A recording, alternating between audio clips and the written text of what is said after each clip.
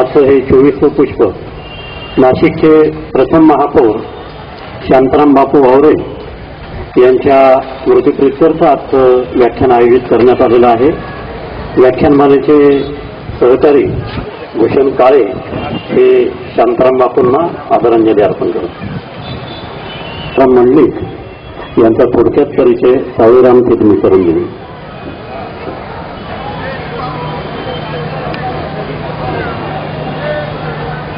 सन्माननीय व्यासपीठासमोरील सर्व रसिक श्रोते, इलेक्ट्रॉनिक मीडिया आणि प्रिंट मीडियाचे सर्व मान्यवर प्रतिनिधी व अतिथी, आजच्या 24व्या पुष्पामध्ये आपलं सर्वांचं अंतःकरणपूर्वक स्वागत.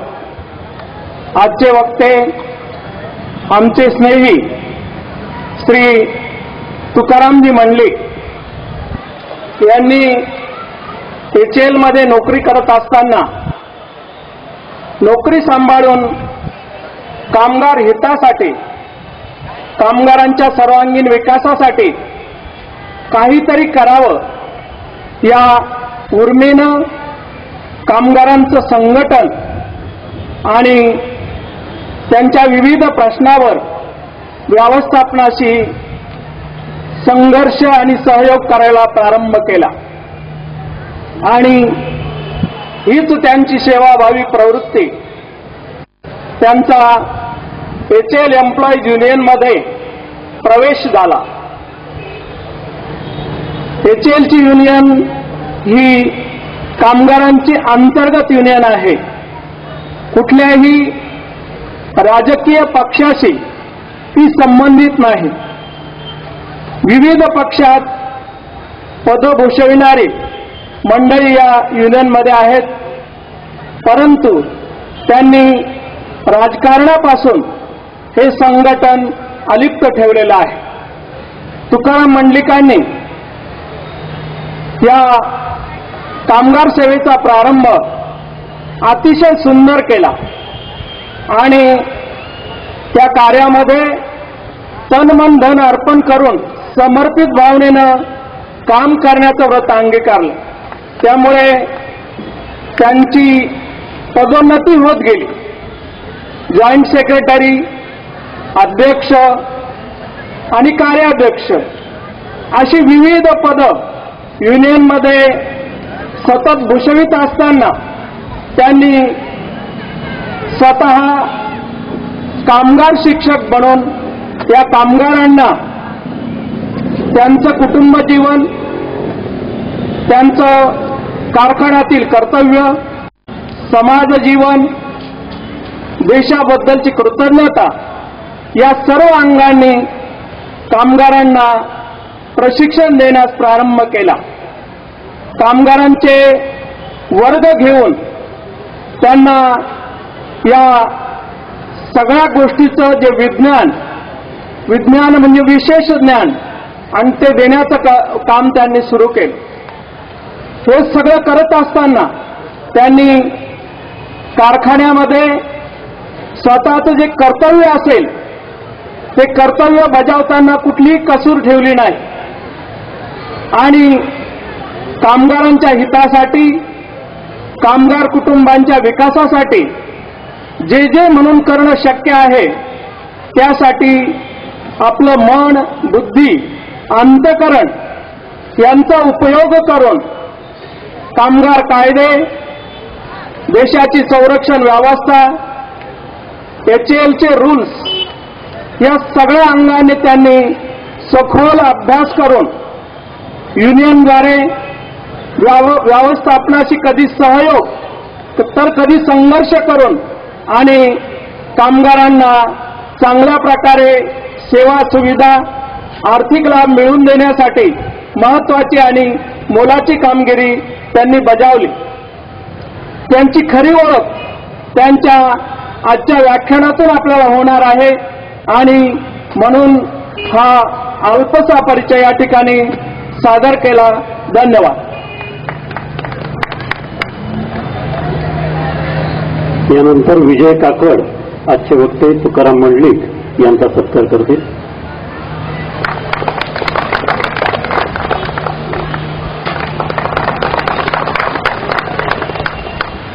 यामध्ये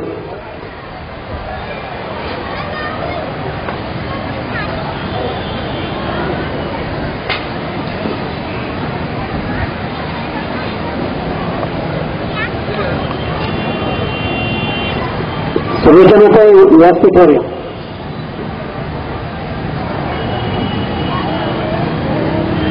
गेल्या महिन्यामध्ये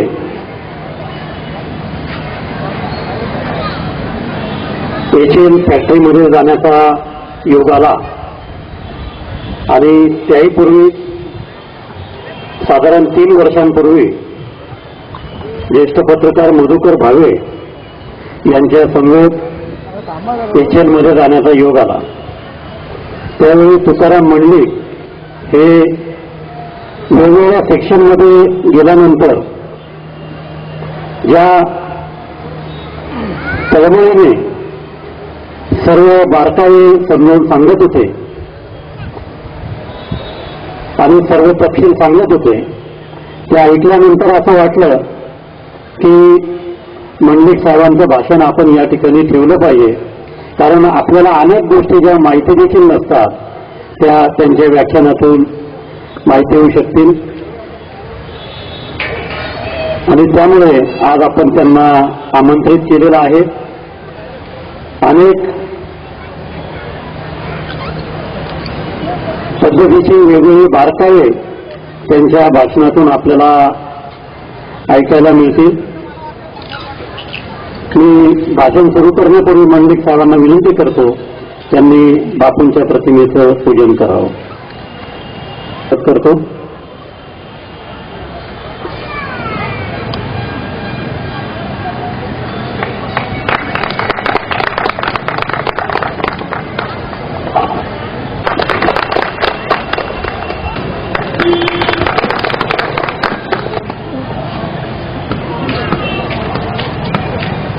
संत व्याख्यानमालेचे अध्यक्ष श्रीकांत बेनी, व्यासपीठावरती उपस्थित असलेले आणि आता खाली गेलेल्या वावरे कुटुंबियाचे वावरे परिवारातील सदस्य हिरेताई आणि समोर बसलेल्या माझ्या तमाम माता भगिनी आणि नाशिककरांना मित्रांनो, आज मला स्वतःला तुमच्यासमोर वसंत व्याख्यानमालेचं भाषण करण्याची किंवा तुमच्याशी सुसंवाद साधण्याची जी महत्वाची भूमिका आज बेनी साहेबांनी सांगितली आणि तो योग मला आला आहे, याचा मला अत्यंत आनंद आणि अभिमान आहे. कारण की आज ज्या व्यक्तीच्या स्मृतीपृष्ठार्थ मी आज तुमच्या समोर सुसंवाद साधतोय की आपल्या नाशिकचे पहिले महापौर बापू वावरे, अत्यंत तळमळीचे, अत्यंत चांगले असे कार्यकर्ते. किंवा आम्ही ज्यावेळेस आयटीआयला होतो, टीडीसीला होतो, त्यावेळेस समाज कार्यात स्वतःला वाहून घेणारे आणि सगळ्यात महत्वाचं सिव्हिल हॉस्पिटलचं महत्वाचं कोणाचंही कार्य असलं त्यामध्ये सहभागी होणारे असे बापूसाहेब वावरे यांच्या स्मृतीप्रित्यर्थ मी आज बोलतो, याचं मला समाधान आहे. दुसरं अत्यंत महत्वाचं, वसंत व्याख्यानमालेमध्ये बोलत असताना कामगार क्षेत्रातला एक कामगार की ज्यांनी या कंपनीची 27 वर्ष सेवा केलेली आहे, अशा कामगाराला हे व्यासपीठ मिळतं, याचे मला समाधान आहे. दुसरं असं बरंचसं काही बोलण्यासारखं आहे की व्यासपीठावरती आल्यानंतर नाशिककर मी हा बंधू भगिनी हा मुद्दामून उल्लेख केलेला आहे. याचं कारण असं आहे की नाशिककरांमुळे आमच्या नाशिकचा मिग विमानाचा कारखाना हा एचएल हे ओझरला आलेला आहे. त्याबद्दल आपण सविस्तर बोलूया. पण सर्वात प्रथम मी आपल्या सर्वांचं या वसंत व्याख्यानमालेमध्ये स्वागत करतो. आणि दुसरं महत्वाचं, 93 वर्षाची परंपरा असणारी ही वसंत व्याख्यानमाला जी आमचे न्यायमूर्ती रानडे त्यांना प्रथम मी अभिवादन करतो. त्यांची प्रतिमा आपल्यासमोर त्यांच्या जनक म्हणून त्यांना संबोधलं आहे आणि त्यांच्या माध्यमातूनच मी तुमच्यासमोर आज बोलतो आहे. त्यांची भूमिका अत्यंत स्पष्ट ती अशी की स्वतः न्यायमूर्ती असताना स्वातंत्र्यपूर्व काळामध्ये सर्व लोकांना चांगला विचार देण्याचं, कारण न्यायमूर्ती असल्यामुळे त्यांच्याकडे बरेचसे केसेस द्यायच्यात आणि लोक जी शिकत होती त्यांना अजून सुसज्ज करण्याचं, चांगला विचार देण्याचं महत्वाचं कार्य न्यायमूर्ती रानडेंनी हे 93 वर्षापूर्वी सुरू केलं. यात मला असं सांगावं असं वाटतं, त्याची भूमिका किंवा त्याचं ठिकाण हे अत्यंत चांगलं असं, म्हणजे प्रभुराम चंद्राच्या पदस्पर्शाने पावन झालेल्या या नाशिक नगरीमध्ये गोदावरी तीरी तुम्हाला आम्हाला सर्वांना सायंकाळी एक वक्ता येतो आणि तुमच्याशी सुसंवाद साधतो. याचं महत्वाचं श्रेय न्यायमूर्ती रानडेमुळे आज तुमच्याशी बोलतो आहे. त्यामागची भूमिका अत्यंत महत्वाची की नदी ही निर्मळ, ज्ञानाचं प्रतीक. नदी खळखळ वाहत असते, निर्मळ असते आणि सगळ्यात महत्वाचं की चांगले विचार आणि सगळं विचार केल्यानंतर असं लक्षात येतं नदी जेव्हा वाहते ती निर्मळ आणि सगळ्यात आपण असं म्हणूया की नदी ही शिक्षणाचीच एक प्रकारची ज्ञानाची गंगा आहे. अविरत गंगा ही जो प्रत्येकाने ती आणावी आणि ही महत्वाची गंगा तुमच्यापर्यंत पोहोचण्याचं 93 वर्षाची परंपरा असलेलं त्याच्या व्यासपीठावरती अत्यंत महान व्यक्तिमत्व बोलून गेले. विनोबा भावे बोलून गेले. विनोबा भावे तर मला 2 वाक्यात सांगता येईल की त्यांनी ज्ञानाची व्याख्या ही एकाच वाक्यात सांगितली. ज्ञानी कोणाला म्हणावं? त्यांनी सांगितलं की ज्याला आपल्या अज्ञानाची जाणीव झालेली आहे त्याला ज्ञानी म्हणावं. दुसरं अजून असं की त्यांनी संस्कृतीची व्याख्या सुद्धा एकाच वाक्यात सांगितली आहे. सुसंस्कृत लोकांनी एकत्र येऊन केलेलं कृती म्हणजे संस्कृती. अशा व्यासपीठावर मोठमोठे लोक बोलून गेले. स्वामी विवेकानंद येऊन गेले.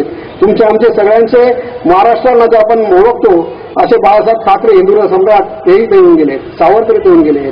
त्यानंतर सरदार वल्लभभाई पटेल आणि मी त्यांना अत्यंत जीवापाड प्रेम करतो असे आमचे स्वातंत्र्यवीर सावरकर यांनाही या व्यासपीठावरती बोलण्याची संधी आली.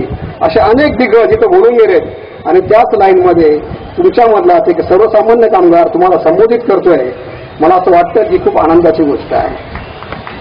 आणि दुसरं महत्वाचं मी जे बोललो की यानंतर आपण नाशिक विभागामध्ये काम करत असल्यामुळेच मी तुमच्याशी सुसंवाद साधतोय.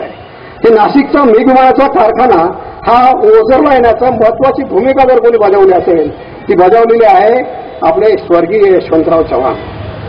त्यांची आठवण या ठिकाणी सर्वांना होते आणि त्यांच्यासोबत आपल्या जानोरी आंब्याचे दादासाहेब गायकवाड यांची भूमिका अत्यंत महत्वाची आहे. कारण की त्या काळामध्ये नाशिकचे जे खासदार होते त्यांचा दुर्दैवाने निधन झालं होतं आणि त्याच काळामध्ये भारताचे पहिले महाराष्ट्राचे पहिले मुख्यमंत्री यशवंतराव चव्हाण यांना दिल्लीवरनं पंडित जवाहरलाल नेहरूंनी बोलवलं. काळही तसाच होता.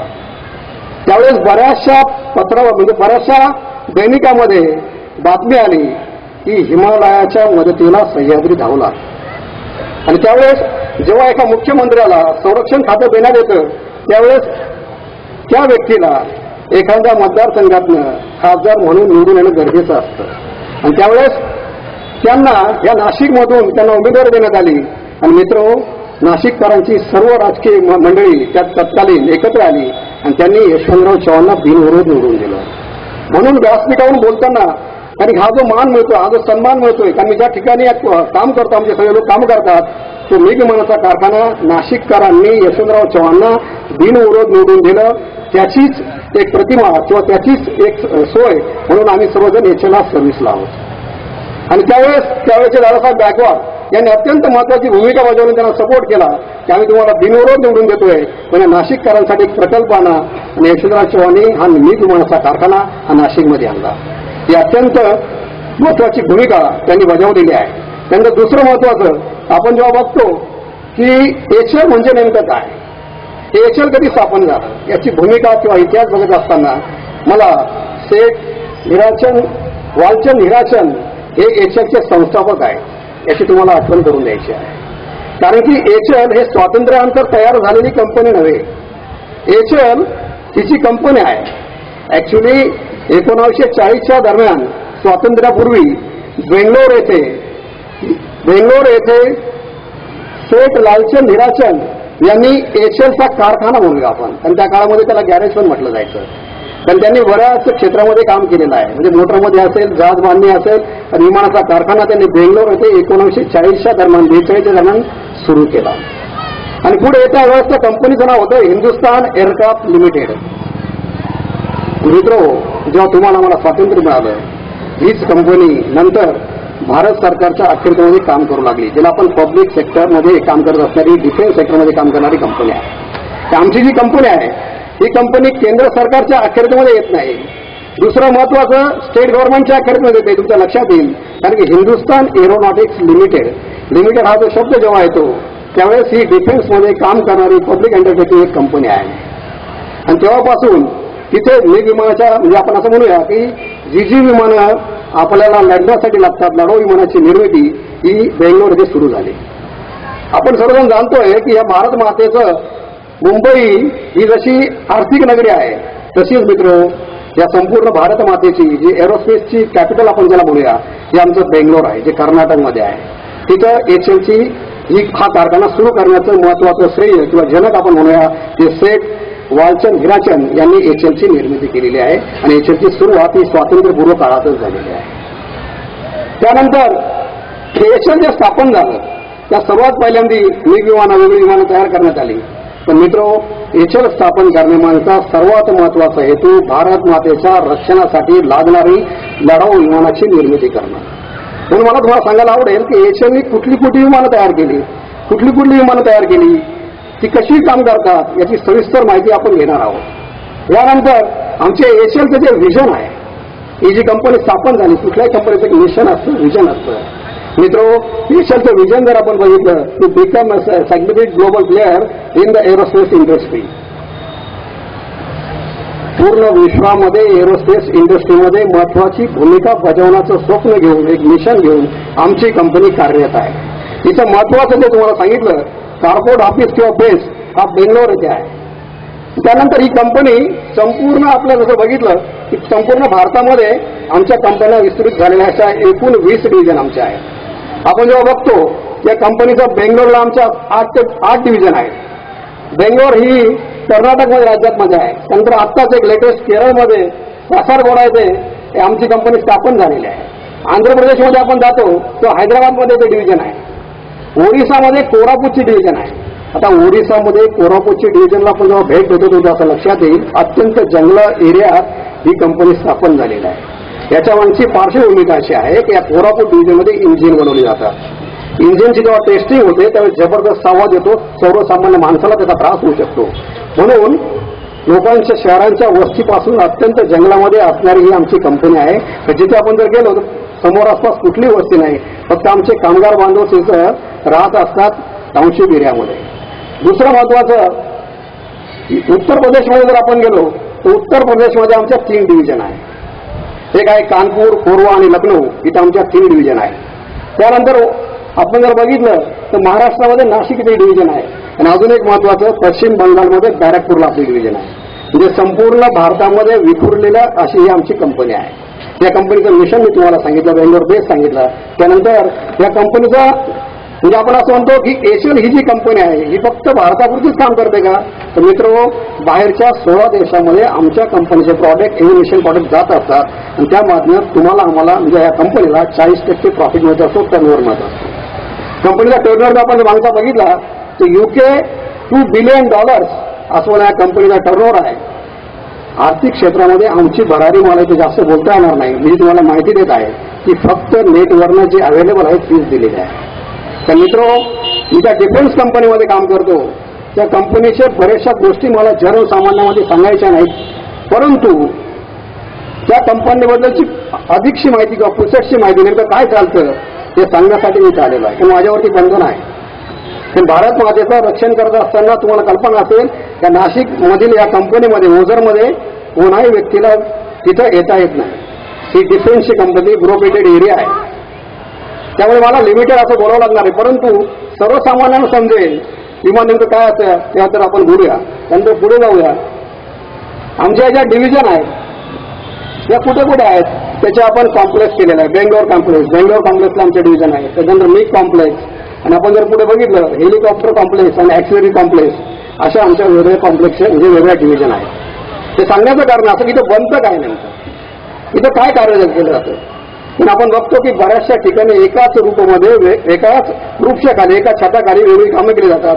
परंतु जर सांगितलं म्हणजे ओरिसामध्ये आपली इंजिनची कंपनी आहे.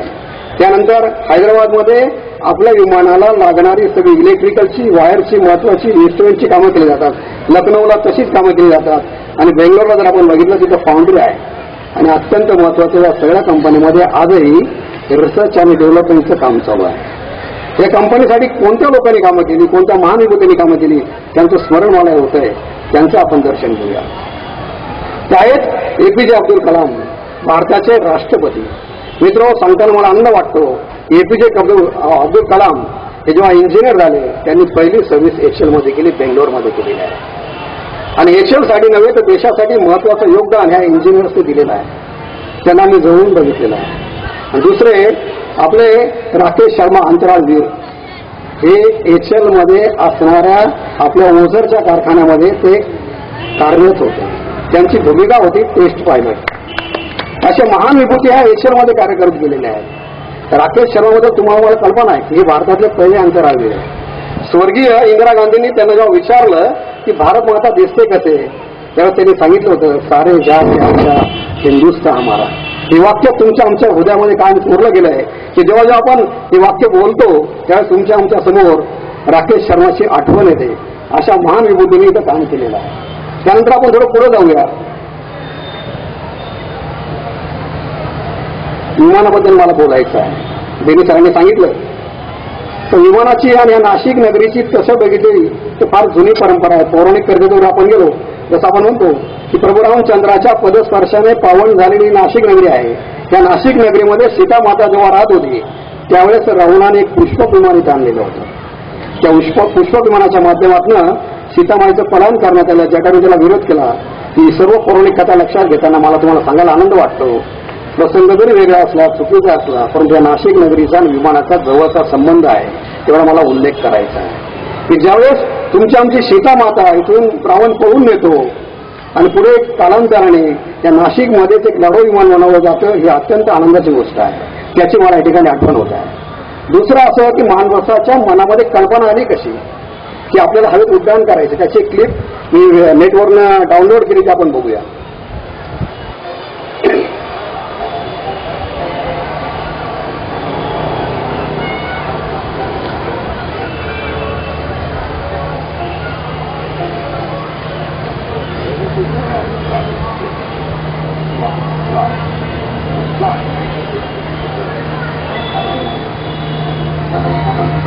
ही जी क्लिप आपण बघितली यात मला असं सांगायचं आहे की माणसाच्या मनामध्ये अवकाशामध्ये भरारी घेण्याची जी इच्छा झाली त्यानंतर राईट बंधूंनी विमानाची निर्मिती केली. आणि विमानाच्या इतिहासाकडे जात असताना अत्यंत महत्वाचं असं की सर्वात प्रथम जी विमानं तयार केली ज्यांना आपण एअरक्राफ्ट म्हणत होतो आता आपण एरोप्लेन म्हणतो. हे जे एअरक्राफ्ट होते सुरुवातीला जे बनवण्यात आले ते सर्व पक्षाच्या धर्तीवरती बनवण्यात आले. म्हणजे ज्याप्रमाणे पक्षी हा हवेमध्ये आकाशामध्ये संचार करतो विहार करतो अपडाऊन तो घेत असतो त्याप्रमाणे विमानांची निर्मिती झाली. त्यानंतर पुढचा आपण जर गेलो तर विमानामध्ये बदल करण्यात आला. नंतरची विमानं जी बनली ही सगळी विमानं ही आपला जो मासा आहे तो समुद्रामध्ये तलावामध्ये ज्याप्रमाणे संचार आणि विहार करतो जास्त गतीने करतो तशी विमानं बनवण्यात आली. आणि आता HL मध्ये जे सुखोई विमान बनतंय मित्र ते कोब्रा नागासारखं आहे. त्याच्याबद्दल सविस्तर पुढे बोलेल. असं डंक मारून स्पीडली जाणारं असं कोब्रा असं अत्यंत भयानक आणि अत्यंत चांगलं असं विमान आपण HL मध्ये सुखोई MKI-30 बनवतो आहे. सुखोई MKI-30 याचा अर्थ असा की रशियामध्ये असणारी MK ही इंडस्ट्री आणि HLची इंडिया या दोघांच्या माध्यमातून विमान बनलेलं आहे. त्यानंतर HLची निर्मिती होत असताना मी तुम्हाला असं म्हणालो की संपूर्ण विश्वामध्ये म्हणजे HLची निर्मिती ही फायटर विमानासाठी बनवण्यात आलेली आहे. म्हणजे फायटर विमानांची निर्मिती करण्यासाठी बनवण्यात आलेली आहे. तर त्यामुळे फायटर विमानाकडे आपण जेव्हा बघतो त्याच्या काही पिढी ठरलेल्या आहेत. म्हणजे सर्वात प्रथम विमान कशी बनली ज्याला फर्स्ट जनरेशन फायटर आपण म्हणतो त्याची माहिती घेताना आपल्या लक्षात येईल की 1945 ते 1955च्या दरम्यान या पहिल्या पिढीचं फर्स्ट जनरेशन एअरक्राफ्ट यांची निर्मिती करण्यात आली. या विमानांचा दुसऱ्या महायुद्धामध्ये वापर करण्यात आला आणि अत्यंत चांगल्या प्रकारे ही विमानं काम करत होती. यामध्ये शक्तिशाली टर्बोजेट इंजिनांचा वापर करण्यात आला. ध्वनीची जी गती होती ती काहीशी कमी होती काहीशी कमी. याचा अर्थ असा ज्याला आपण विमानाचा स्पीड काउंट करतो किंवा मोजतो ज्याला आपण सुपर सॉनिक एअरक्राफ्ट म्हणतो याचा अर्थ असा की आवाजाची गती जी मी जे तुमच्याशी बोलतो हा जो आवाज तुमच्यापर्यंत पोहोचण्याची जी गती आहे ती मॅकमध्ये मोजली जाते. आणि एक मॅक याचा अर्थ असा 330 मीटर पर सेकंद. एका सेकंदामध्ये 330 मीटरचा प्रवास हा आवाज करत असतो. आणि नंतर ह्या आवाजाच्या गतीवरतीच विमानाची गती ठरवण्यात आली आणि ज्याला आपण म्हणतो सुपरसॉनिक म्हणजे आवाजापेक्षा जास्त गती असणारी विमानं निर्माण करण्यात आली. पण दुसऱ्या महायुद्धामध्ये जी विमानं होती ती आवाजाच्या गतीपेक्षा थोडीशी कमी असणारी होती. त्यानंतर दुसऱ्या पिढीकडे आपण जाऊया. सेकंड जनरेशन आपण ज्याला म्हणतोय की त्यामध्ये ध्वनी गती म्हणजे सुपरसॉनिक विमानं तयार करण्यात आली आणि त्यामध्ये रडार रहित होती, म्हणजे त्यावेळेस त्यामध्ये रडार वगैरे कुठली यंत्रणा नव्हती. हवेतल्या हवेत मारा करणारे मिसाईल्स त्यामध्ये होते आणि लढाऊ क्षमता जर आपण बघितली ते लढण्याची क्षमता म्हणजे कॉम्बॅट क्षमता धारक विमान होतं आणि प्राथमिकदृष्ट्या प्रतिकार करण्याची शस्त्र म्हणून विमानात बंदुकीचा वापर करण्यात आला. म्हणजे सेकंड जनरेशन विमानामध्ये काहीशा प्रमाणात मिसाईल्स आपण म्हणतो जसे बॉम्ब ड्रॉपर म्हणतात छोटे छोटे गन लावण्यात आली आणि शत्रूच्या विमानामध्ये जाऊन त्या विमानाकडे आपण जेव्हा जातो त्याच्यामध्ये 3 प्रकार सगळ्यात महत्वाचे आहे. कुठलाही फायटर आपण जेव्हा बघतो तर पहिल्या फायटरला आपण जर म्हटलो तर ग्राउंड अटॅक, म्हणजे विमानाचे जे 3 लढाऊ विमान आपण ज्याला म्हणतो त्याचे 3 प्रकार असतात. एक असतं ग्राउंड अटॅक, दुसरं असतं इंटरसेप्टर आणि तिसरं टोटली फायटर असतात. त्याबद्दल पण सांगेल. आणि तिसरी जी पिढी अभ्यंतर आली या दुसऱ्या पिढीमधलं जे विमान आहे त्यातल्या नेटवर्कने काही विमानांच्या स्लाइड्स मी आणलेल्या आहेत. एक स्नॅप ड्रॅगन आणि दुसरं डिसॉल्ट मिराज थर्ड ही विमानं त्या काळात दुसऱ्या म्हणजे तिसऱ्या पिढीतली विमानं आहेत. नेक्स्ट, आता तिसऱ्या पिढीकडे जात असताना त्याचा जो कालावधी आपण जर बघितला तर 1960 ते 1970 म्हणजे तेव्हा जी विमानं बनवता आली ती मल्टीपर्पज फायटर्स होती, बहुउद्देशीय लढाऊ विमानं होती. हवेत प्रतिरोध व जमिनीवर मारा करणं हे त्यांचं महत्वाचं उद्देश होतं. आणि तिसऱ्या पिढीतले लढाऊ विमानामध्ये F-4 Phantom, marathon, F-5 MiG-23, MiG-25, Sukhoi 15, Dassault Mirage, F-1 आणि डेझॉल्ट सुपर डेस्टर यांचा समावेश आहे. या पिढीमध्ये कुठली कुठली विमानं होती त्यांची नावं मी तुम्हाला सांगितली, त्यांच्या स्लाइड्स पण आपण बघूया. ही सर्व विमानं तिसऱ्या पिढीमध्ये होती. डिझॉल्ट Miraj F, MiG-25, Miraj F-1 आणि डिझॉल्ट सुपर इंटेडर ही ती विमानं होती. नेक्स्ट, चौथ्या पिढीचे लढाऊ विमान 1970 ते 1990 या दशकामध्ये म्हणजे या 2 दशकामध्ये आले. यांचा उद्देश जर आपण बघितला तर लढाऊ बहुउद्देशीय विमानं अत्याधुनिक एरोनॉटिक्स व शस्त्रास्त्र यंत्रणेने सुसज्ज मल्टी रोल फायटर या विमानामध्ये अत्यंत महत्वाचं मल्टी रोल फायटर इक्विपमेंट त्यामध्ये होते आणि वेपन चांगल्या प्रकारचे युनिक वेपन त्यामध्ये होत्या. तिसऱ्या पिढीतील विमानातील दोष निवारण करून म्हणजे तिसऱ्या पिढीमधले जे काही दोष होते त्यांचं निवारण करून यांना दोषमुक्त करून त्याला अपग्रेड केलं अशी विमानं चौथ्या पिढीची विमानं आपण संबोधलं जातो. त्यानंतर उच्च श्रेणीची आपण म्हणूया गिरकी घेणारी याचा अर्थ असं वरती गेल्यानंतर हवेत ते गिरके घेतात, खाली येतं आणि सडनली वरती जातं. त्याबद्दल आपण साईडमध्ये बघणार आहोत. आणि ह्या विमानामध्ये कुठले एक्झाम्पल जर म्हणजे कुठली विमानं समाविष्ट होती 4 जनरेशनमध्ये F-14, F-15, F-16, F-18 आणि हॅर्निया, त्याच्यानंतर MiG-29, MFG-31, सुखोई Su-27 आणि मिराज 2000 हे विमान त्यामध्ये आहे.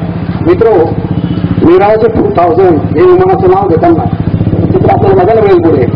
या विमानाने कारगिलच्या युद्धामध्ये अत्यंत महत्वाची भूमिका बजावलेली आहे. 1999 साली जेव्हा कारगिलचं युद्ध झालं तर आपण जिंकलो त्याची पार्श्वभूमी जर बघितली तर कारगिलमध्ये पाकिस्तानी सैन्य आलेलं होतं आणि भारताच्या असणाऱ्या बँकर्समध्ये ते राहत होतं. असं असताना ते पुढे सरकत असताना त्याच्यावर मारा कसा करायचा, कारण की भारताने जे बांधलेले बँकर्स होते मोठमोठे त्यांनी तिथं इमारती बांधून ठेवल्या त्याच्यावर कधी पूर्ण शक्य नव्हतं आणि त्याचा आता आश्रय घेऊन ते पाकिस्तानचे सैनिक त्या बँकर्समध्ये राहत होते. मित्र, त्या काळामध्ये या मिराज 2000 एअरक्राफ्ट इतकं जबरदस्त काम केलं ते बँकर्स उद्ध्वस्त केले आणि पाकिस्तानी सैनिक तिथे जे लढलेले होते त्यांचा नेस्तानभूत केलं. त्यामुळे हे जे मिराज विमानाचा तिथे उपयोग झालेला आहे. त्यामुळे आपण मिराज म्हणजे कारगिलचं युद्ध जिंकलेलं मित्र. नेक्स्ट, त्यानंतर 4th जनरेशन आणि 5th जनरेशन याच्यामध्ये पण एक स्टेज आली ज्याला आपण 4.5 जनरेशन म्हणूया. ते 1990 ते 2000 या कालामध्ये हे जनरेशन झालेलं आहे. यंत्रणा सुसज्ज करण्यासाठी सूक्ष्म कॉम्प्युटरचा वापर. मित्र, त्या काळामध्ये कॉम्प्युटरचा वापर यामध्ये करण्यात आला. Investment capability over 4th generation. 4th जनरेशनमध्ये जी काही डिफॉल्ट होती त्यापेक्षा जास्त कॅपॅबिलिटी याच्यात वाढवण्यात आली. आणि दुसरं महत्वाचं ऍडव्हान्स एव्हॉनिक्स इम्प्रुव्हेशन कॅपॅबिलिटी यात वाढवण्यात आली. दृष्टीआड राहण्याची गनिमी छुपी विशेषता या विमानामध्ये सगळ्यात महत्वाचं सॉल्ट टेक्नॉलॉजी ज्याला आपण सॉल्ट टेक्नॉलॉजी म्हणतो ती यात वापरण्यात आली. शिवाजी महाराज ज्याप्रमाणे गनिमी पद्धतीने शत्रूशी लढत होते या रडार जामची एक महत्वाची सुविधा या एअरक्राफ्टमध्ये आहे की शत्रूच्या असणाऱ्या शत्रूकडे जात असताना याची कुठल्याही प्रकारची रडारवरती त्याची दखल घेतली जाईल. रडार जाम अशी याच्यामध्ये एक महत्वाची सुविधा आहे. याच्यामध्ये कुठली विमान येतात तर आपण बघूया F-18 सुपर फॉरन, Sukhoi 30 MKI, Sukhoi 33, Sukhoi 35, Eurofighter Typhoon आणि Saab Gripen and Dassault Rafale अशी विमानं यामध्ये आहेत. त्यांची चित्र आपण थोडं लवकर राहूया कारण पुढे चांगला महत्वाचा विषय आहे. 5व्या पिढीचे लढाऊ विमान जे आहे ते 2000 पासून सुरू झालेले आहे. पुढे आपण त्याला एंड केलं नाही म्हणजे अजूनही 5th जनरेशनचे एअरक्राफ्टची निर्मिती होत आहे. मित्र सांगायला मला आनंद वाटतो की 5th जनरेशन एअरक्राफ्ट हे एचएल नाशिक विभागामध्ये थोड्या दिवसात तयार होणार आहे. अत्यंत ऍडव्हान्स टेक्नॉलॉजी असणारं 5th जनरेशन एअरक्राफ्ट हे एचएलमध्ये तयार होणार आहे. त्याची जी आपण असं म्हणतो की कुठलं एअरक्राफ्ट तयार करत असताना त्याला अगोदर प्रोटोटाईप बनवली जाते, टेस्ट घेतली जाते. अशी 9 विमानं ऑलरेडी रशियामध्ये तयार झालेली आहे आणि थोड्याच दिवसात एचएलमध्ये ती येणार आहे. त्यानंतर आपण त्याची निर्मिती करणार आहोत. आणि एचएलचा म्हणजे आपला नाशिकचा असं म्हणूया, नाशिकची जी आपली कंपनी आहे ओझरची, त्या कंपनीमध्ये ते 5th जनरेशन एअरक्राफ्ट येत आहे. याचं महत्वाचं कारण म्हणजे टेक्निकल ज्या गोष्टी आहेत म्हणजे आपली जी मिनिस्ट्री आहे ही मिनिस्ट्री रशियाशी बोलून टेक्निकल ज्या गोष्टी आहेत त्या पूर्णपणे क्लिअर झालेल्या आहे. फक्त थोडीशी जी अडचण आहे ती फिनान्शियल क्युरीबद्दल आता बोलणी चालू आहे आणि थोड्या दिवसात ते क्लिअर होऊन आपल्याकडे 5th जनरेशन एअरक्राफ्ट येत आहे. या 5th जनरेशनमध्ये एफ रॅप्टर, मिग, MFI आणि F-35 अशी विमानं आहेत. आता आपण जाऊया आपल्या एचएलकडे. म्हणजे आपण जेव्हा फायटर विमानं बघितली, आता मी जे बोलत होतो पूर्ण वर्ल्डमध्ये असणारी फायटर विमानं याबद्दल आपण चर्चा केली. आता एचएलमध्ये कुठल्या विमानांची निर्मिती करण्यात आली त्याकडे आपण बोलूया. एचएलने बेंगलोरमध्ये लाईट कॉम्पॅक्ट एअरक्राफ्ट बनवलेला आहे. त्याला आपण तेजस नावाने ओळखतो. त्यानंतर याच्यामध्ये डिजिटल कॉकपिट आहे, बहुप्रणाली रडार म्हणजे मल्टीमोड रडार यंत्रणा यामध्ये आहे आणि डिजिटल एव्हॉनिक्स सिस्टम याच्यामध्ये आहे. अत्यंत प्रभावीपणे विमान आपण बनवलेलं आहे. याच्यामध्ये डिजिटल सिस्टम जे आहे अत्यंत महत्वाचे आहे आणि विमान आपल्या बेंगलोरने बनवलं आहे, लाईट कॉम्पॅक्ट एअरक्राफ्ट. नेक्स्ट त्याच्यानंतर हे ॲडव्हान्स लाईट हेलिकॉप्टर सुद्धा एचएलने बनवलेलं आहे मित्र. याला आपण ध्रुव म्हणतो. याच्यामध्ये सगळ्यात महत्वाचे 2 इंजिन, शक्तिशाली इंजिनांचा वापर करण्यात आलेला आहे. आणि आत्ताच जो बद्रीनाथ केदारनाथला जो प्रलय झाला ज्याला आपण ढगफुटी म्हणतो, त्या ढगफुटीमध्ये बऱ्याचशा माणसांचे प्राण गमावले गेले, परंतु त्या लोकांना चांगल्या ठिकाणी स्थलांतरित करण्याचं महत्वाचं कार्य आपल्या एचएलच्या हेलिकॉप्टरने केलेलं मित्र. म्हणजे ज्याप्रमाणे ही एचएल कंपनी भारताच्या रक्षणासाठी काम करते त्याच वेळेस अंतर्गत सुरक्षेसाठी सुद्धा एचएल अशा विमानांचा वापर केला जातो. असं हे विमान. दुसरं अजून आपण बघूया त्याच्यामध्ये रुग्णवाहिका. जसं आपण बघतो की आपण अँब्युलन्स जी बघतोय अशी रोडवरती बघतोय, पण हवेतनं सुद्धा एक चांगली अँब्युलन्स स्पीडली एखाद्या व्यक्तीला कुठे पोहोचवायचं असेल ती एअर अँब्युलन्स सुद्धा त्याचा वापर केला जातो. आता एचएलचा एकदम वर्ल्ड क्लास असं एअरक्राफ्ट आहे. नेक्स्ट डॉर्नियर हे प्रवासी विमान आहे. याच्यामध्ये 15 ते 19 आसन व्यवस्थेची यामध्ये सुविधा आहे. जे 15 ते 19 सीटर त्यामध्ये जाऊ शकतात. या विमानाची नागरी कार्यासाठी उपयोग केला म्हणजे सिव्हिलियन एअरक्राफ्ट म्हणून त्याला वापरू शकतो. हे जे विमान आहे हे एचएलने बनवलेलं आहे. दुसरं इंटरमिजिएट जेट ट्रेनर सितारा नावाने याला आपण ओळखतो. खालच्या बाजूने पंख असलेले म्हणजे याचे जे पंख आहेत बरेच आपण बघूया, याचे पंख खालच्या बाजूला आहेत आणि हे कॉकपिटची सगळ्यात महत्वाची त्याचे कॉकपिट आहे, त्याचा जो पायलट आहे हा मागे पुढे जाऊ शकतो असं याची एक सुविधा. नेक्स्ट मित्र, आतापर्यंत आपण जी विमानं बघितली याच्यामध्ये मी अजून एचएलच्या नाशिक विमानांचा उल्लेख केलेला नाही. आपण जे बोललो ते फक्त एचएल नाशिक व्यतिरिक्त जी विमानं हैदराबादनी बनवली, बेंगलोरने बनवली त्यांना मी दाखवली. आता आपण दुसरं एक बघूया. हे लक्ष्य नावाचं जे ड्रोन आहे ते सुद्धा एचएलने बनवलेलं आहे. हे ड्रोन काय काम करतं, ज्याप्रमाणे तुम्ही म्हणतो की काही यान, ही यान ड्रोन इथून आपण हे सेल्फ इक्विप्ड यान आहे. याला पॉवर दिल्यानंतर हे शत्रूकडे जाणार आणि ते डिस्ट्रॉय करणार. याच्यामध्ये काय टार्गेट फिक्स केलं हे डायरेक्ट जाणार आणि ते डिस्ट्रॉय करणार. अशा प्रकारची यंत्रणा असणारी सुद्धा ड्रोन ह्या एचएलने बनवल्या आहेत, जी मॅनलेस आहेत. त्याच्या कुठल्या प्रकारच्या पायलटची गरज नाही. नेक्स्ट जसं आपण बघितलं की एचएलने जी काही विमानं बनवली, लढाऊ विमानं बनवली, परंतु मित्र भारत मातेचं रक्षण करत असताना तुम्हाला मला भारत मातेच्या सीमा नुसत्या सुरक्षित करून चालणार नाही, तर भारत मातेच्या अंतराळात सुद्धा तुम्हाला मला कोणाची हेरगिरी म्हणजे कोणाची जात येऊ नये, म्हणजे बाहेरची यंत्रणा येऊ नये याची सुद्धा काळजी घ्यायची आहे. म्हणजे अवकाश जे आहे या अवकाशावरती ज्याची महासत्ता आहे तोच देश हा राज्य करू शकतो. हे जे सॅटेलाइट यंत्रणेमध्ये सुद्धा एचएलने अत्यंत महत्वाची भूमिका बजावलेली आहे. त्याचं एक उदाहरण जर आपण म्हणूया की सॅटेलाइट लॉन्चिंग सिस्टम जे आहे त्याच्यामध्ये एचएलने क्रोकोडाईल टँक ही बनवलेलं आहे, जे खाली जे दिसतंय चित्र ते क्रोकोडाईल टँकचं आहे. नेक्स्ट त्यानंतर यासाठी लागणारं बुस्टर आणि हीट शील्ड सुद्धा ही एचएलने बनवलेली आहे. असं महत्वाचं योगदान हे एचएलचं आहे, जे तुम्हाला आम्हाला कल्पना नव्हतं की आपण असं बघतो की फक्त विमानात बनवली जातात. नेक्स्ट आणि थोडंसं आता आपल्या एचएलच्या नाशिक वगैरे बघू. हे नाशिकला जी मिग विमानाची कारखाना जो आहे इथं कुठली कुठली विमान बनवली गेली मित्र. इथं सर्वात प्रथम मिग सिरीजचं E7FL बनवण्यात आलं. हे मिग 7FL एअरक्राफ्ट जे आहे त्याचं आता आयुष्य संपलेलं आहे, जवळजवळ फॅन्डम झालेलं आहे. त्यानंतर मिग 21 आलं, मिग 21ला नंतर 20 आलं, 20 अपग्रेड करण्यात आलं. त्यानंतर सुपर, त्यानंतर 27M आलं आणि आता आपल्याकडे सुपर विमानाची निर्मिती होते आहे. हे जे एचएल आहे म्हणजे 1960 पासून एचएलचा इतिहास मी तिथे दिलेला आहे. त्यामध्ये असं आपण सगळं सांगितलं आहे की आमच्या या कंपनीमध्ये 4500 असे कर्मचारी अधिकारी आहेत. ज्यावेळेस मी एचएलला 1987 साली जॉईन झालो तेव्हा एचएलच्या सर्व विभागांची कामगारांची आणि अधिकाऱ्यांची संख्या ही जवळजवळ 56,000 होती. आज सर्व कारखान्यामध्ये काम करणारे अधिकारी कर्मचारी यांची संख्या साधारणतः 35,000च्या आसपास आलेली आहे. आणि जेव्हा मी नाशिक विभागाचा विचार करतो त्यावेळेस नाशिकमध्ये मी जेव्हा जॉईन झालो त्यावेळेस साधारणतः इथल्या कामगारांची संख्या 5,600 होती. आज ती फक्त 4,200च्या आसपास आलेली आहे. म्हणजे दिवसेंदिवस मॅन पॉवर कमी होऊन जास्त काम आपण जास्त प्रोडक्शन आपण करत आहोत. आणि एचएल याचा एकूण एरिया जर आपण बघितला तर आपला असं लक्षात येईल की ज्यावेळेस म्हणजे ओझर नाशिकपासून 20 किलोमीटर अंतराचा कारखाना आहे. एकूण क्षेत्रफळ 4,620.6 एवढी एकर जमीन त्यासाठी ॲक्वायर केलेली आहे. आणि फॅक्टरीमध्ये ज्यासाठी फॅक्टरीचा एरिया आहे तो 3,544.197 एकर क्षेत्रावर कारखाना आहे. आणि लोकांना राहण्यासाठी टाउनशिपची जी सोय आहे ती 1,075 एरियामध्ये टाउनशिपची वसाहत आहे. त्याच्यामध्ये बऱ्याचशा गोष्टी मी लिहिलेल्या आहेत, दाखवल्या आहेत. म्हणजे ते सुसज्ज हॉस्पिटल आहे, राहण्याची चांगली अशी व्यवस्था आहे, लायब्ररी आहे, त्यानंतर पोस्ट ऑफिस आहे, राष्ट्रीयकृत बँका आहे, किनो थिएटर आहे, स्टेडियम कॉम्प्लेक्स आहे, भाजी मार्केट आहे.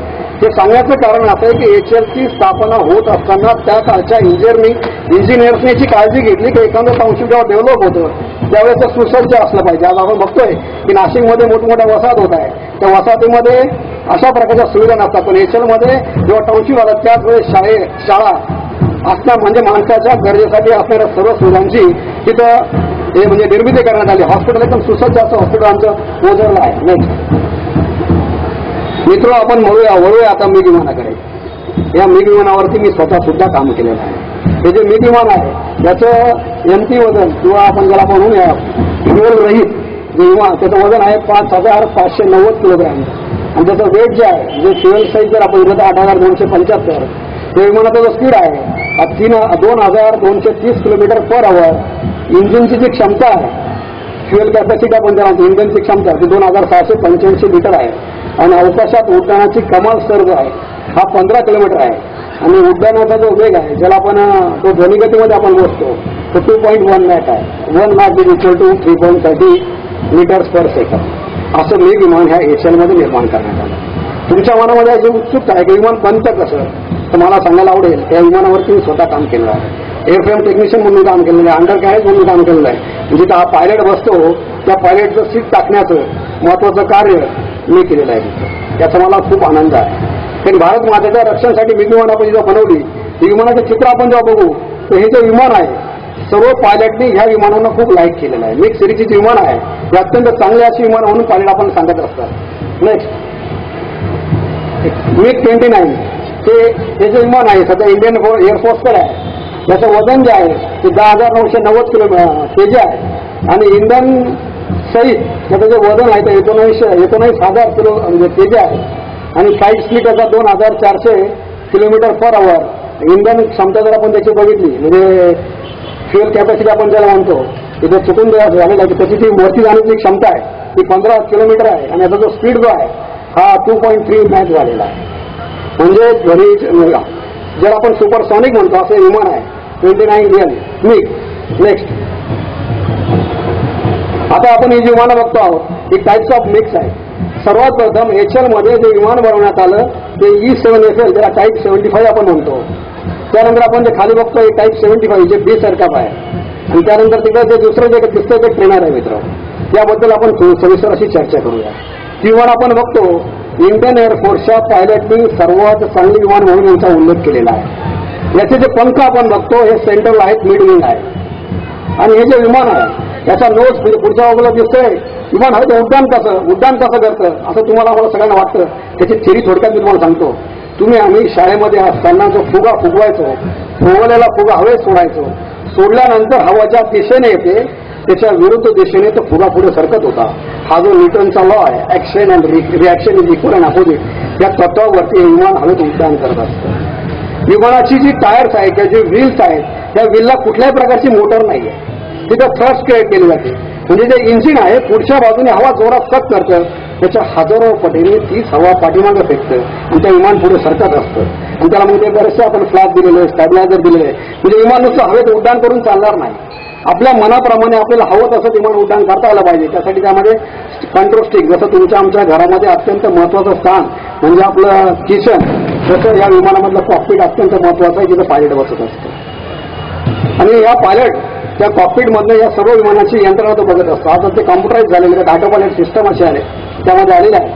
आणि मला सांगायला आवडेल की कॉकपिटमध्ये बसल्यानंतर तुमच्या माझी भगवंताने जी शरीराची रचना केलेली आहे अशीच रचना किंवा हीच यंत्रणा या विमानामध्ये वापरलेली आहे. याचा अर्थ असा की हे विमान जेव्हा हवेत उड्डाण करतं त्यावेळेस ज्यावेळेस आपण कंट्रोल स्टिक आपण अशी मागे घेतो त्यावेळेस विमान हे हवेत वरती जातं. जेव्हा आपण कंट्रोल स्टिक पुढे घेतो विमान खाली येतं. म्हणजे आपली जी भगवंताची रचना केली शरीराची या रचनेशीच निगडीत विमानामधलं कॉकपिट तिथे आहे. म्हणजे थोटल जर आपण बसत आपल्या गाडीला असं एक्सिलेटर असतं तसं त्यामध्ये थोटल असतं. आणि ही जी कंट्रोल स्टिक आहे तिचं वैशिष्ट्य असं आहे या कंट्रोल स्टिकला थोडा जरी धक्का दिला मायक्रोमध्ये तरी ती पुढे जाते. यामधली सगळ्यात महत्वाची जी बूस्टर सिस्टम आहे त्या बूस्टर सिस्टममध्ये स्टॅबिलायझर म्हणजे पाठीमागे तुम्ही कितीही जरी लोड दिला तरी ही कंट्रोल स्टिक मायक्रोनने सुद्धा हलत नाही. अशी स्पेशल यंत्रणा विमानामध्ये आहे. दुसरा असं नंतर विमान दिस अपडेट जे आहे त्याच्यामध्ये रडार जम्प करण्याची एक यंत्रणा टाकण्यात आलेली आहे. हवेमध्ये गेल्यानंतर शत्रूला विमान दिसणारच नाही अशी यंत्रणा यामध्ये आहे. परंतु नुसती विमानं तयार करून चालणार नाही. त्यामुळे सगळ्यात महत्वाचे आपण पायलट पण बनवले पाहिजे. म्हणून समोर जे टाईप 96 जे दिसतंय हे ट्रेनर एअरक्राफ्ट आहे. याच्यामध्ये पायलट असतो आणि बरोबर ट्रेनर असतो. ट्रेनर हा पुढे बसलेला असतो, ट्रेनर हा पाठीमागे बसलेला असतो आणि ट्रेनर हा पुढे बसलेला असतो आणि वेगळे पायलट आपण इथे बनवत असतो. नेक्स्ट हे बायसन एअरक्राफ्ट वरती दिसतंय तुम्ही त्याला ड्रॉप टँक वगैरे लागलेला आहे. म्हणजे शत्रूकडे गेल्यानंतर त्या फ्युअल संपल्यानंतर ते ड्रॉप पण केले जातात. त्यानंतर इथे दिसतंय टाईप 69 ट्रेनर, हे ट्रेनर इथे दिसतंय. आणि खाली जे तुम्हाला उल्लेख केला ते मिग 27 म्हणजे एचएल मध्ये E-7 मिग 20 बायसन या एअरक्राफ्टची निर्मिती झाल्यानंतर दुसरं जे विमान बनवलं गेलं ते अत्यंत महत्वाचं फायटर कॅटेगरीचं आहे ते मिग 27. या विमानाची अत्यंत महत्वाची खूबी किंवा वैशिष्ट्य असं म्हणूया या विमानाचे जे पंख आहे ते टॉपला आहेत, वरती आहे. दुसरं असं हवा आत घेण्यासाठी याला 2 इनटेक आहेत. म्हणजे हवा जास्त गतीने तो जास्त स्पेसमधून मध्ये घेऊ शकतो, जास्त वेगाने जाऊ शकतो. आणि हे जे विंग स्टॉपला दिलेले आहेत या विंगला मोमेंट आहे 16 ते 72 डिग्रीमध्ये. हे विमानाचे जे पंख आहेत हे हलत असतात मागे आणि पुढे तो स्थान होऊ शकतो. शत्रूकडे जात असताना आपल्या ह्या विमानावरती टोटल आर्मामेंट लोड केले जातात. शत्रूकडे बंबार्डिंग केल्यानंतर आपलं हे विमान आपलं पंख आतमध्ये घेतं जेणेकरून एरोडायनामिक शेपचा जो स्थान आहे तो कमी होतो. विमान जास्त गतीने आपल्याकडे परत येऊ शकतं. अशी यंत्रणा ह्या विमानामध्ये केलेली आहे. हे 27 एम एअरक्राफ्ट आहे. नेक्स्ट त्याच्यानंतर वळूया सुखोईकडे. या विमानाबद्दल सगळ्यांच्या मनामध्ये म्हणजे जेव्हा मी ज्या तुमच्याशी बोलतोय या विमानाबद्दल जेव्हा मी मधुकर भावे सरांशी बोललो त्याचाही योग असा होता की मधुकर भावे सरांना मी इथंच ऐकलं. आणि 6 जानेवारीला जो पत्रकार दिन आहे त्या कार्यक्रमाला मधुकर भावे आलेले होते आणि त्यांनी यशवंतराव चव्हाणांबद्दल व्याख्यान दिलं. त्या व्याख्यानाबद्दल मला स्वतःला अशी एक आत्मीयता वाटली ज्या यशवंतराव चव्हाणांनी आज हा मिग विमानाचा कारखाना ओझरमध्ये आणलेला आहे. त्या व्यक्तीसोबत ज्या व्यक्तीने काम केलेलं आहे, पत्रकारिता केलेली आहे, अशा व्यक्तीला एचएल आपण दाखवलं पाहिजे. दुसरं महत्वाचं ह्या एचएल मधल्या कामगारांना त्यांनी संबोधित करावं. यशवंतराव चव्हाण कोण होते, त्यांनी कसं कार्य केलं, ज्यांच्यासमोर त्यांनी काम केलं, अशा मधुकर भावेंना आम्ही एचएलमध्ये घेऊन गेलो आणि त्यांना मी पूर्ण एचएल दाखवलं. एचएल दाखवल्यानंतर लक्षात आलं की आपल्या यशवंतराव चव्हाणांनी किती महत्वाचं कार्य. म्हणजे बऱ्याचशा लोकांना नाशिकमध्ये राहून सुद्धा याच्यामध्ये काय चालतं याची कल्पना नाही. त्याचं छोटं उदाहरण सांगतो. इथूनच जवळ असणारं आपलं जे विद्युत निर्मित केंद्र आहे एकलेरा, त्या एकलेरावरनं एचएलला डायरेक्ट लाईन गेलेली आहे. एचएलची लाईट कधीच जात नाही. दुसरं महत्वाचं, अशा खंडाचा जरी आपण विचार केला तर एचएल मध्ये अद्यावत असा हे हीट ट्रीटमेंट शॉप आहे. हा शॉप 24 आवर्स चालू असतो. या म्हणजे मेघ विमानाचं संपूर्ण जर आपण बघितलं तर संपूर्ण हेलिकॉप्टर स्ट्रक्चर हे विमान पूर्णपणे स्क्रू पासून तर सगळे युनिट ह्या एचएल नाशिक विमानामध्ये बनले जातात. इंजिन हे कोल्हापूरवरून येतात. आणि दुसरा महत्वाचे असणारे जे ऍक्सिडेंट आपण ज्याला म्हणतो ते हैदराबाद आणि लखनौमधून येत असतात. आता हे जे सुखोई विमान आहे याचं आपण जर बघितलं त्याचं जे एमटी वेट आहे ते 19,560 आहे. त्याचं वेट विथ फ्युएल हे 25,200 आहे. विमानाचा वेग जो आहे तो 2,200 किलोमीटर पर आवर आहे. आणि हे जे विमान आहे हे मॅक्झिमम फ्लाईट लेवल त्याची 17 किलोमीटर आहे. दुसरं महत्वाचं, हे जे विमान आहे याचा हाय स्पीड जो आहे तो 2 मॅक म्हणून आपण त्याला, तो 2 मॅक आहे. आणि या विमानाचं लाईफ किती, प्रत्येक विमानाचं एक लाईफ असतं. या विमानाचं लाईफ जे आहे ते 1500 तास किंवा 10 वर्ष.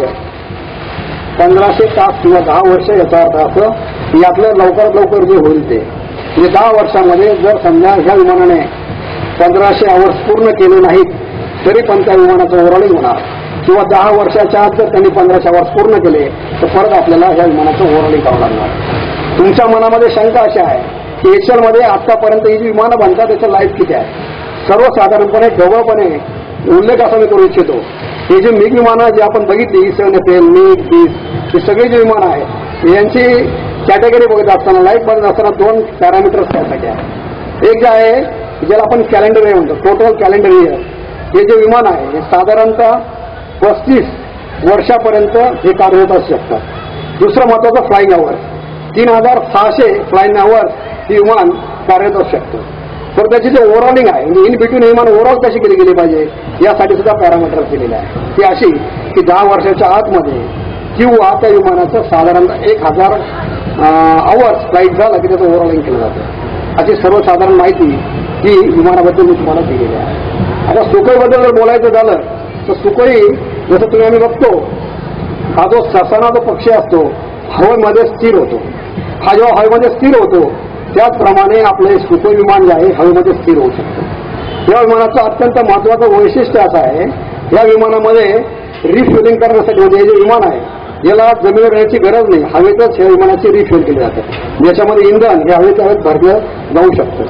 दुसरं महत्वाचं, मी तुम्हाला बोलताना अगोदर बोललो, हे जे विमान आहे हे जे विमान जे आहे हे कोबरा नागासारखं आहे. याचा अर्थ असा की जर ह्या विमानाच्या पाठीमागे शत्रूची विमानं जर लागली तर हे विमान सडनली वरती जातं आणि त्याचे विमान मागून येणारं जे आहे ते पुढे जातं. नंतर हा जो सुखोई विमान त्याला जोरात फायरिंग करतो आणि ते विमानाला डिस्ट्रॉय करतो. अत्यंत आधुनिक असं विमान आहे. विमानाचे जर तुम्ही एरोबॅटिक जर बघितली किंवा जर बघितलं, आपलं असं वाटतं विमान पडून राहिलेलं काहीच नाही, असं गिरक्या खाते खाली येतं आणि सडनली डायविंग पिचिंग करून वरती जातं. असं एकमेव विमान आहे की हवेत सरळ चालत असताना डायरेक्ट उभं राहतं, वरती जाऊ शकतं किंवा डायरेक्ट खाली जाऊ शकतं. असं या सुखोई विमानाचं वैशिष्ट्य आहे. याच्यामध्ये एक स्टेल टेक्नॉलॉजी आहे ती काहीशा प्रमाणात पूर्णपणे आलेली नाही. स्टेल टेक्नॉलॉजी याचा अर्थ असा की मागे ओसामा बिन लादेनचा पाकिस्तानमध्ये जाऊन खात्मा करण्यात संपवण्यात आला. कोणी केलं आहे? हे अमेरिकेने केलं. अमेरिकेने कसं केलं तर अमेरिकेचे 2 हेलिकॉप्टर हे पाकिस्तानमध्ये गेले. पाकिस्तानमध्ये जाऊन त्याने ओसामा बिन लादेनला बेचिराग केलं, डिस्ट्रॉय केलं आणि त्यानंतर तिथं त्या विमानामध्ये थोडासा बिघाड झाला हेलिकॉप्टरमध्ये आणि ते हेलिकॉप्टर त्यांनी डिस्ट्रॉय केलं. वरती संरक्षणासाठी गिरक्या घेणारं जे विमान होतं त्याच्या माध्यमातून तिथले सर्व लोक परत आले.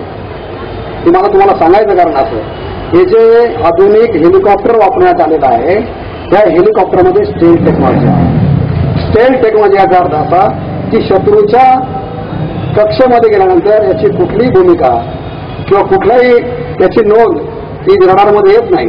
त्यामुळे या स्टेल टेक्नॉलॉजीच्या माध्यमातून ही अमेरिकेची विमानं पाकिस्तानमध्ये गेली, लादेनला बेचारेक करून परत आले, परंतु याचे साधा सुगावी पाकिस्तानला लागलेला नाही.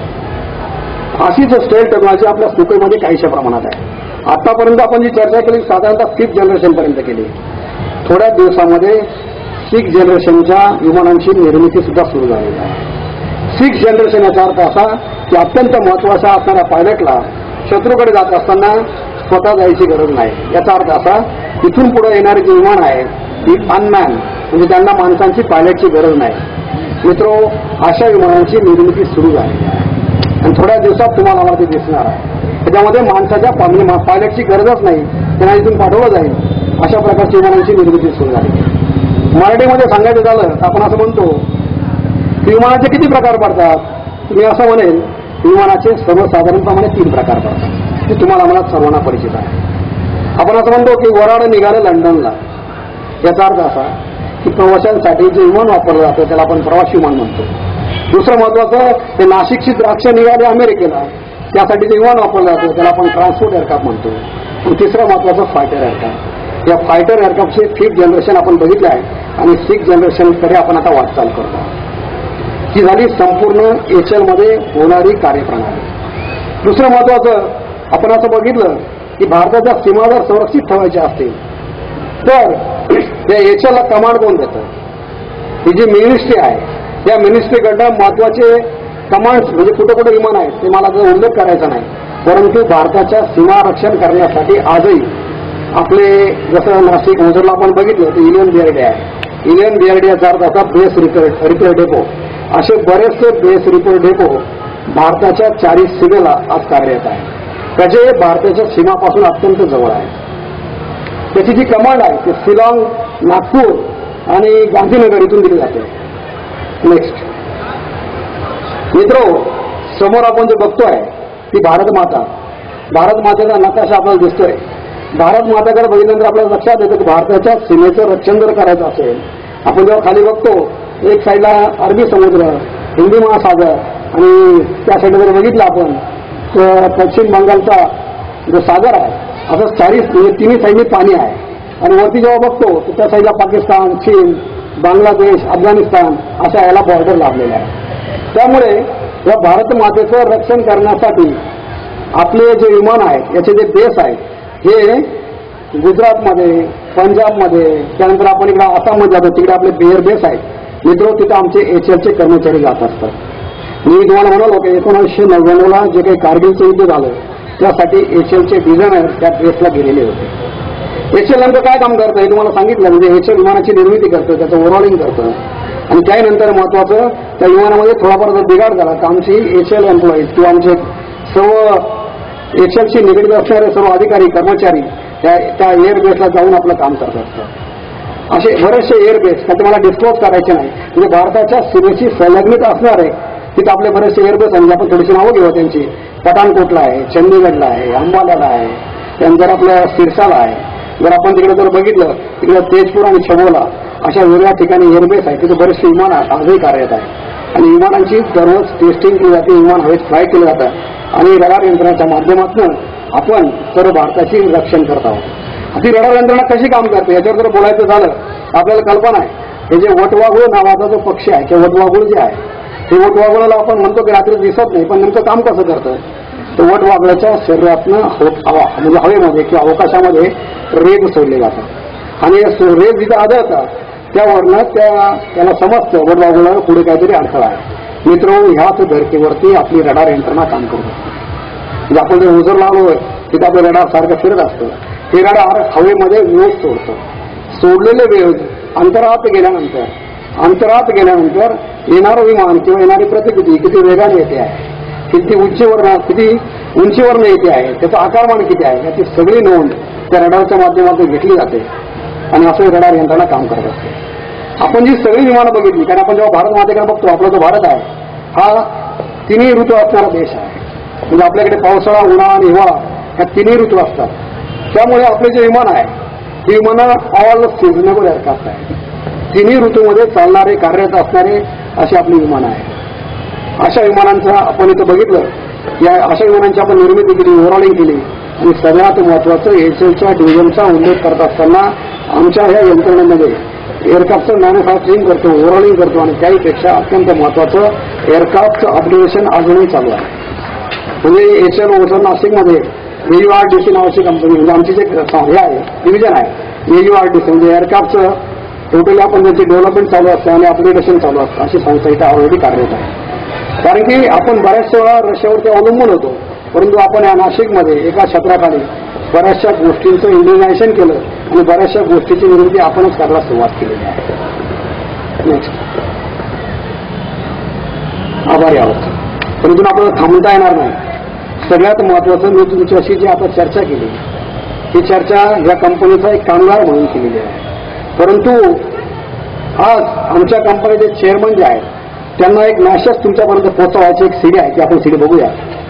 आणि त्या अगोदर या HL मध्ये जसं मी तुम्हाला म्हणालो की अब्दुल कलामांनी चांगलं काम केलं, तसंच HLला आतापर्यंत लाभलेल्या सगळ्यात महत्वाचे जे चेअरमन आहे त्यातलं एक महाराष्ट्रीयन व्यक्तिमत्व एअर चीफ मार्शल LM कत्रे यांनी अत्यंत महत्वाची कामगिरी या HLसाठी केलेली आहे. कारण HLचे चेअरमन म्हणून काम करत असताना कामगारांमध्ये जिव्हाळा असणं, त्यांच्या कार्याची दखल घेणं म्हणजे LM कत्रे साहेबांनी ह्या HLच्या नाशिकच्या कामगारांसाठी अधिकाऱ्यांसाठी टाइम स्केल इंट्रोड्यूस केलं आणि कामगारांची प्रमोशन पॉलिसी इंट्रोड्यूस केली. मला वाटतं ही जगामध्ये सर्वात पहिली गोष्ट असेल की स्वतः एअर चीफ मार्शल जे महाराष्ट्रीयन होते त्यांनी आम्हाला टाइम स्केल प्रमोशन दिलं. आजही HLच्या नाशिक विभागामध्ये आमचे जे कामगार संघटना कार्यरत आहेत तसं तिथून सरांनी सांगितलं की आमच्या कामगार संघटनेचं कार्य करत असताना आमची कामगार संघटना ही कुठल्याही राजकीय पक्षाची आमचं ऍप्लिकेशन नाही. ती अत्यंत महत्वाची, कारण की आम्ही बघितलं आपण आता बघितलं आमचा विस्तार किती मोठा आहे. बेंगलोरला आमचं कॉर्पोरेट ऑफिस आहे. LM कत्रे साहेबांचा उल्लेख यासाठीच केला की कुबल रोडला बेंगलोरला ज्याला आपण एव्हिएशनची कॅपिटल म्हणतो त्याच्या सेंट्रल प्लेसला काही मिलिटरीचे अधिकारी राहत होते, त्यांचं निवासस्थान होते. स्वतः LM कत्रे साहेब इंदिरा गांधींना भेटले आणि ती जागा त्यांनी HLच्या कॉर्पोरेट ऑफिससाठी म्हणून दिलेली. आज हे कॉर्पोरेट ऑफिस HLच्या बेंगलोरला अत्यंत दिमाखाने उभं आहे. समोरच चेन्नई आपण जे बघतो ते क्रिकेटचं ग्राउंड आहे, अशा सेंट्रल प्लेसला आपलं हे कॉर्पोरेट ऑफिस मुंबईला आहे. मित्र, अशी ही HLची एकंदरीत सविस्तर थोडीशी माहिती मी तुम्हाला देण्याचा प्रयत्न केलेला आहे. HL बद्दल बरंचसं माहिती असून सुद्धा डिक्लेअर करण्याचा मला अधिकार नाही. त्याचं कारण असं आहे की तुम्ही मागे पेपरला वाचलं असेल, आमचे जनरल मॅनेजर किंवा आमचे अधिकारी जेव्हा एखाद्या स्टॉलवरती जातात HL बद्दल बोलतात त्यांची पूर्णपणे एन्क्वायरी केली जाते. परंतु कामगार क्षेत्रात काम करत असताना कामगार संघटनेचा अध्यक्ष, कार्याध्यक्ष, जॉईंट सेक्रेटरी, त्यानंतर घटनेचा थोडाफार अभ्यास असलेला म्हणून मला इथं बोलण्याची संधी आली आणि ती मी एकदम लिमिटेडमध्ये तुमच्याकडे प्रस्तुत केलेली आहे. कारण HLचा अधिकारी इथे येऊन बोलू शकत नाही, डिफेन्स कंपनी आहे. परंतु तुम्हाला सर्वांना माहिती व्हावी म्हणून ही छोटीशी माहिती तुमच्यासाठी संकलित केली. पण HLसाठी बोलण्यासारखं भरपूर आहे. थोडंसं सांगायची इंटरेस्ट मला इच्छा असेल अजून एक सांगतो. हे जे विमान आहे विमानामध्ये खूप प्रकारच्या यंत्रणा आहे. पॅरलल यंत्रणा आहे.